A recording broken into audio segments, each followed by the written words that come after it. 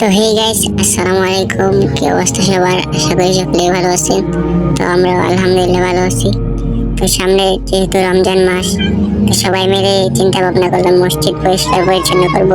তো প্রথমেই চলে গেলাম বাজারে মসজিদ পরিষ্কার পরিচ্ছন্ন করার জন্য যা যা মালামাল লাগে আর কি তা কিনতে।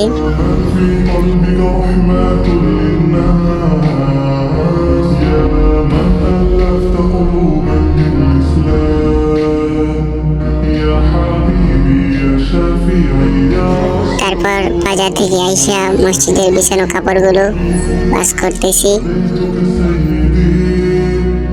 এরপর মসজিদটাকে ভালোভাবে ঝাড়ু দিয়ে দিলাম। ধুলোবালি অনেক হয়েছিল, দেখতেই পাচ্ছেন কি পরিমাণের ধুলা।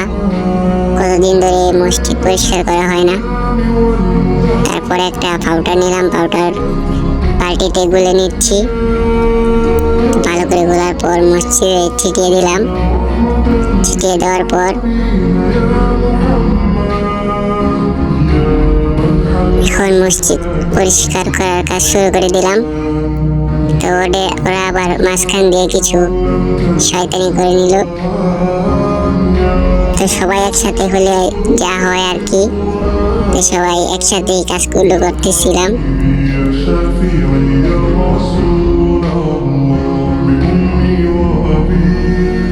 সবাই খুব আনন্দের সাথে এই কাজগুলো করতেছি।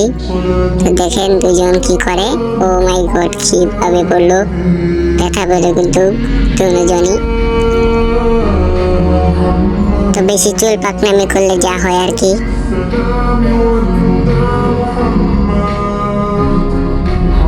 তারপর আমরা আবার ভালো করে মুছে নিলাম।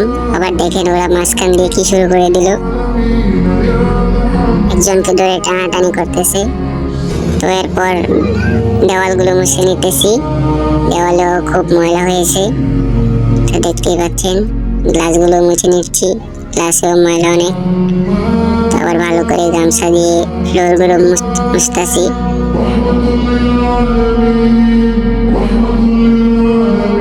তো মোটামুটি মোছা শেষ। তারপর চলে আসলাম বারিন্দাতে।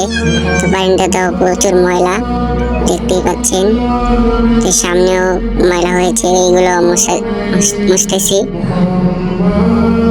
তো এইগুলো মোছার পর আবার নতুন করে জায়নামাজগুলো বিছিয়ে দিলাম। পরিষ্কার হয়ে গেছে মসজিদ। তো সবাই আবার সুন্দর করে বিছিয়ে দিচ্ছি, আবার নামাজ পড়তে পারে। তো এটা হচ্ছে আমাদের ওজুখানা, এটাকেও ভালো করে পরিষ্কার করে দিলাম। তো এবার ফাইনাল লুকটা দেখেন আমাদের মসজিদের। সবকিছু পরিষ্কার পরিচ্ছন্ন করা হয়ে গেছে। এটা হলো আমাদের বারিন্দা মসজিদের। এবার দেখেন ভিতরে ফাইনাল লুকগুলো। এই যে সুন্দর করে পরিষ্কার পরিচ্ছন্ন করার পর আবার সুন্দর করে বিছিয়ে দিলাম এগুলা। তো সবাই ভালো থাকবেন, আল্লাহ হাফেজ। সবাই আমার পেজটাকে ফলো করে দেবেন।